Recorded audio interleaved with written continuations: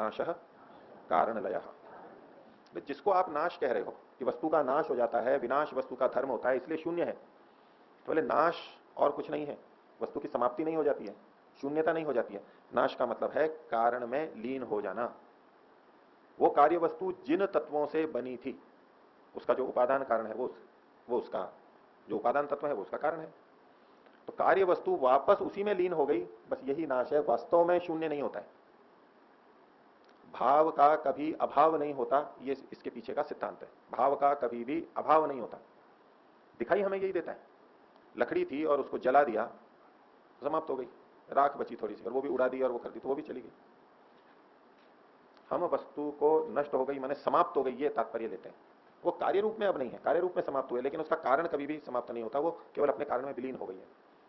घड़ा यदि टूट जाता है तो वो टुकड़ों में मिट्टी के रूप में आ जाएगा, लेकिन मिट्टी तो रहेगी, घड़ा समाप्त हो गया लेकिन कारण तो रहेगा।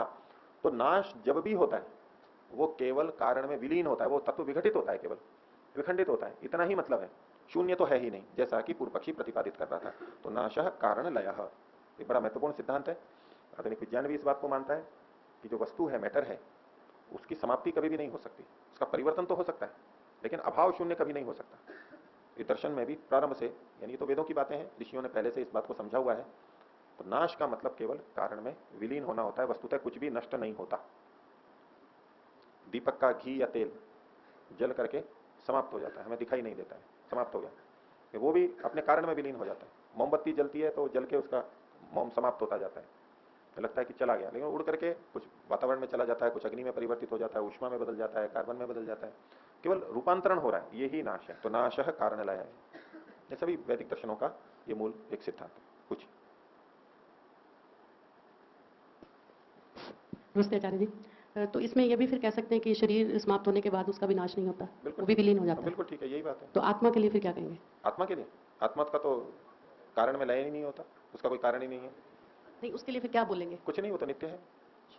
अब जैसे घड़ा मिट्टी में मिल गया, शरीर जल के मिट्टी में मिल गया, लेकिन शरीर तो नहीं रहा ना, अभी घड़ा तो नहीं रहा। पुस्तक फाड़ दी, वो टुकड़े टुकड़े होके फेंक दी, कागज फट गए, पुस्तक तो समाप्त हो गई, कागज नहीं हुआ, पुस्तक तो नहीं रही ना।